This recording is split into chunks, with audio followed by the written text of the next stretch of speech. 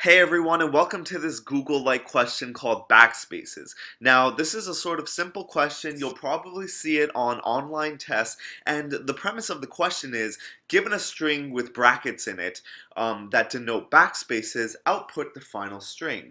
So in this question, we would have a string for the input that contains the backspaces, and for the output, we would have the string without the backspaces.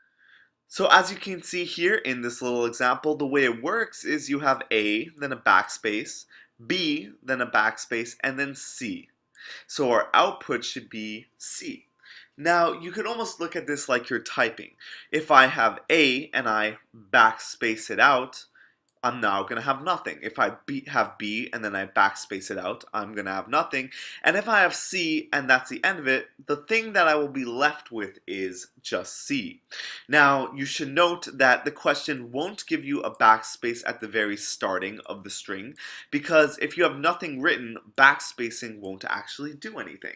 And same goes for if you have two backspaces after only a single character. Once you backspace A, you'll have nothing, and this backspace will do nothing as well. Now, your first thought when solving the question might be to use a data structure like an array, but I'm going to show you that we can actually use a very special trick. So this question revolves around what data structure you use, and the right data structure we want to use for this question is actually a stack. Now, let's try to visualize this for a second.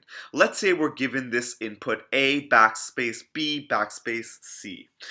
The first thing we're going to want to do is whenever we hit a character that is not a backspace, we simply push it to the stack. So in this case, we would push A to our stack. And whenever we hit a backspace, what we would do is we would pop from our stack. So in this case, we would pop A out of the stack. Now, what we're left with is just an empty stack. So we're going to repeat the process. We now get to B, so what we're going to do is push B to the stack. And now we hit another backspace, so what we're going to do is actually pop B out of the stack. And finally, we have our last character, C, which we are going to push into the stack. And as we can see, we have now reached the end of the input and nothing but C remains in our stack. Therefore, we can just output the remaining characters in the stack going from the bottom to the top, and we would have our output C. Now, let's take a look at some Python code and see exactly how we can solve this question.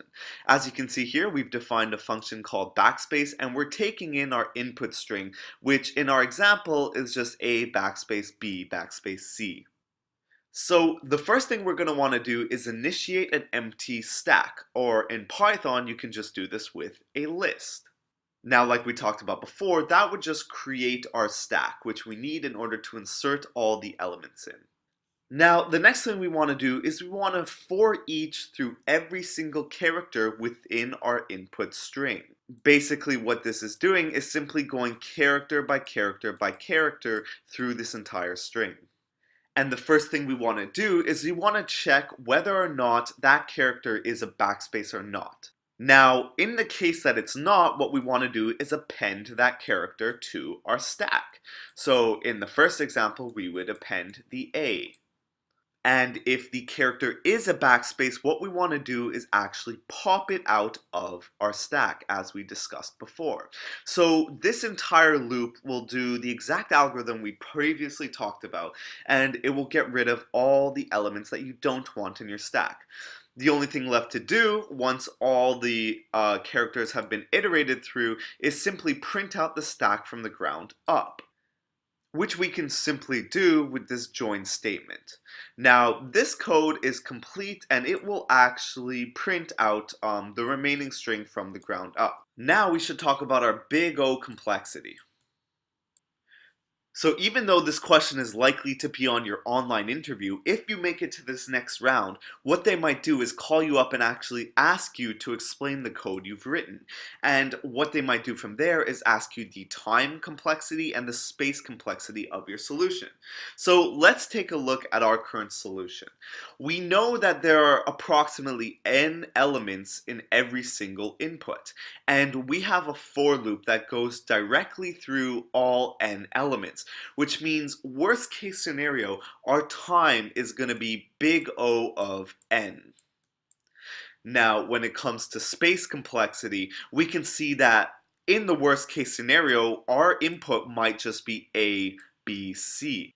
Which means in our stack, we might actually have all n elements being stored. Which means worst case scenario, we are also dealing with an n time complexity. So that's it for this video, guys. If you liked it, make sure you like, subscribe, and check out our last video where we actually go over a Microsoft interview.